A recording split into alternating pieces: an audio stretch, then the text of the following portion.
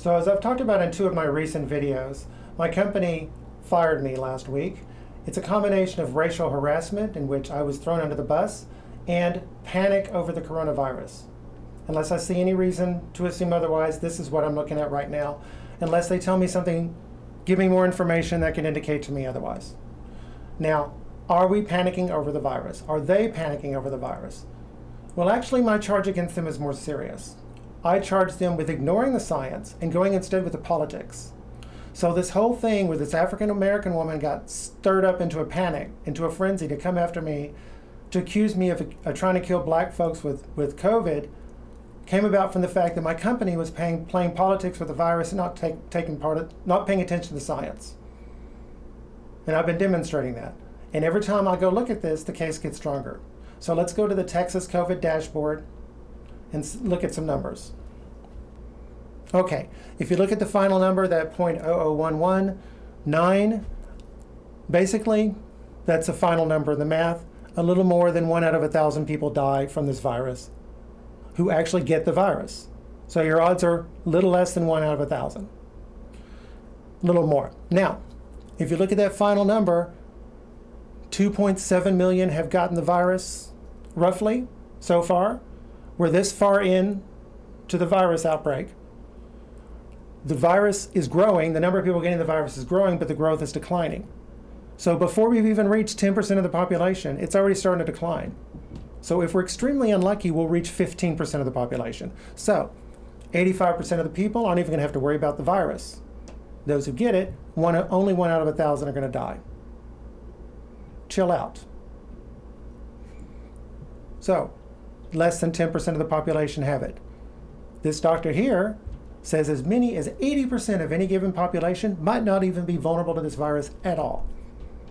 Well, so far, we're at more than 90%. So we're doing pretty good.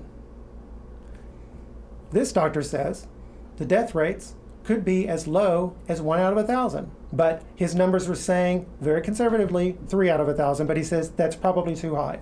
And he agreed it could be as low as 1 out of 1,000. That's what we have here in Texas. The first doctor, he talked a month ago. This doctor talked 2 months ago. This science has been out there for quite a while. But there's more bad news.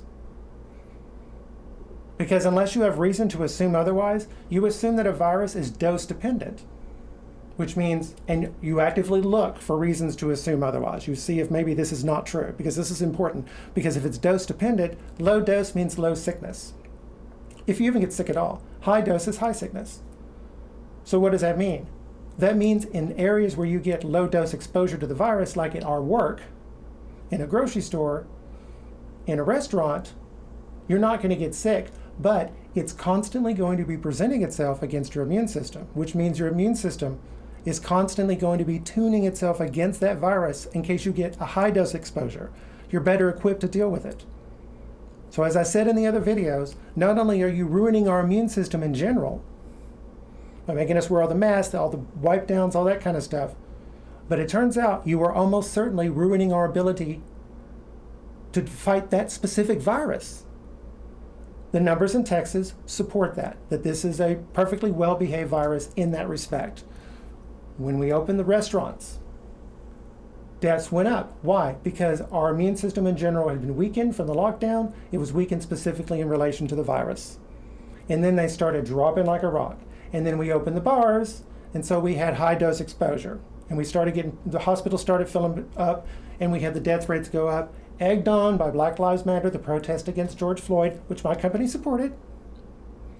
And now it looks like we're getting over that, because we have a very wise governor who says, you know, go ahead and put on the mask. I know you hate to wear it, but go ahead and put on the mask. And even then he said, only put on the mask if you cannot socially distance. So if you're in a restaurant and you're socially distant, you don't have to wear a mask. But don't push it. Leave those poor people alone. Don't freak them out. So there you go. They're actively ignoring the science. They're going with the flow when it comes to spiking the death rate, and they're ignoring the very real possibility that getting exposed to the virus at work might actually help us fight the virus. Very real possibility. So there's our update.